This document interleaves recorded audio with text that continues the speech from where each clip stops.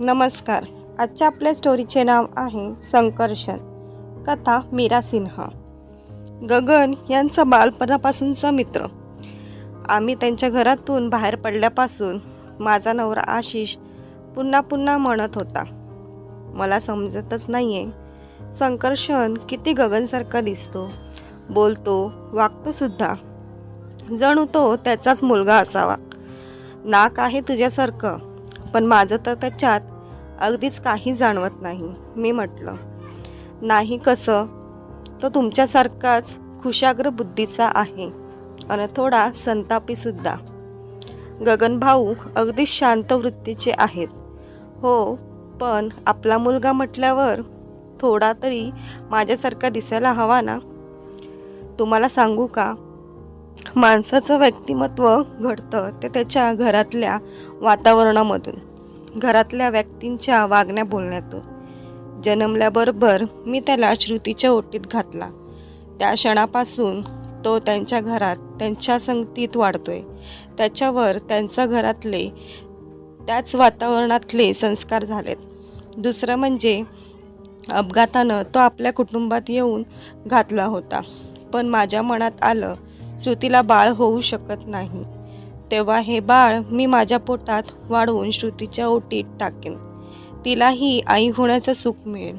माझ्या मनात सतत श्रुती आणि गगनभाऊचेच विचार असल्यामुळेही कदाचित तो आपल्यापेक्षा वेगळा झाला असेल. मी म्हटलं, हो तेही खरंच, पण सीमा, तू खरोखरच महान आहेस हा. आपलं बाळ असं निर्लज्ज मनाने दुसऱ्याला देणं सोपं नाही खरंच. पण तुम्हाला सांगू का, श्रुती वहिनी आणि गगन भाऊंचं दुःख मला बघवत नव्हतं. तुम्ही त्यावेळी इथं नव्हता, पण श्रुतीला झालेलं ते भयंकर बाळ, त्याचा मृत्यू, ते सगळं फारच भयंकर होतं. मी ते बघितलंय, अनुभवलंय. श्रुतीची परिस्थिती बघून तर जीव इतका कळवळायचा. आणि त्या दोघांनी आपल्यासाठी खूप केलंय, त्यामुळे त्यांच्या जीवनात आनंद निर्माण करू शकतो याचं फार समाधान आहे. हो, हे मात्र खरं, गगन आणि वहिनी कधी परके वाटलेच नाहीत. पण तरीही आपलं बाळ दुसऱ्याला देणं इतकं सोपं नसतं. मला तर वाटत होतं की ते बाळ आपण परत आपल्याकडे आणूयात. छे छे, भलतंच काय बोलता. श्रुती आणि गगन भाऊचा मनाचा विचार करा. त्यांचं तर सर्व आयुष्य त्या बाळाभोवती फिरते. एक क्षण त्याच्या वाचून ती दोघं राहू शकत नाहीत. होय, तेही खरंच. आणि संकर्षणला आपण त्याचे आईबाप आहोत हे कुठं ठाऊक आहे. तो त्यांनाच आपले आईबाबा मानतोय. आशिषनं म्हटलं, देवाची कृपा म्हणायची की माझ्या नवऱ्याला काही संशय आला नाही. मी तर मनातून खूपच घाबरले होते की आशिषला कळतंय की काय, संकर्षणचे वडील तो नाही, गगनच आहे म्हणून. आमच्या 17 वर्षाच्या वैवाहिक आयुष्यात मी हे एकमेव गोष्ट नवऱ्यापासून लपवली होती आणि आहे. हे रहस्य लपवून मी इतकी वर्ष आशिषबरोबर संसार करते. आम्ही व्यभिचार केला नाही, माझ्यावर बळजबरी झाली नाही.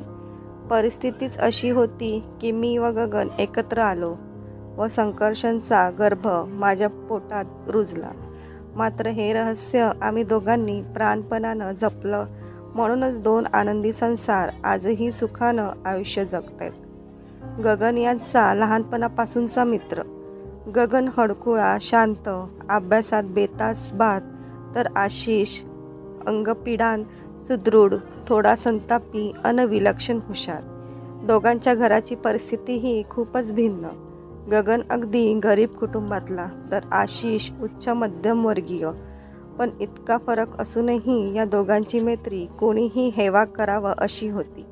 गगनला कोणी काही वेडवाकडं बोलून गेला तर आशिष त्याला असा धडा शिकवायचा की दुसरा कोणी गगनला त्रास देण्याचा विचारही मनात आणणार नाही.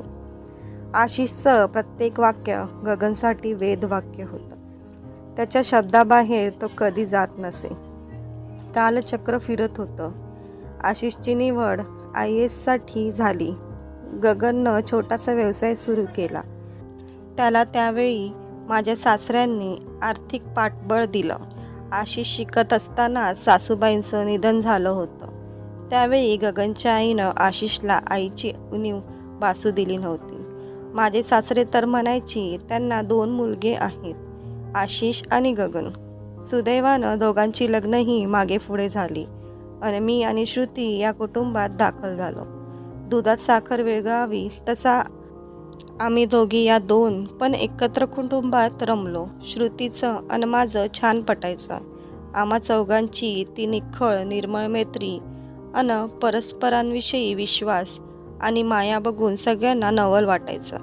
माझ्या आणि श्रुतीच्या कौटुंबिक पार्श्वभूमीत खूप फरक होता, तरीही आम्ही चौघं अभिन्न मित्र होतो. आशिषच्या अनेक ठिकाणी बदल्या व्हायच्या. मला त्यांच्यासोबत जावं लागायचं. माझे सासरे त्यांचं गाव त्यांचं घर सोडून राहायला नाखुश असायचे. थोडे दिवस ते आमच्याकडे येऊन राहत असत, पण एरवी ते घरीच राहायला बघत. अशावेळी श्रुती आणि गगन त्यांची काळजी घेत होते. आम्ही दोघं नाही अशी जाणीवही ते माझ्या सासऱ्यांना होऊ देत नव्हते.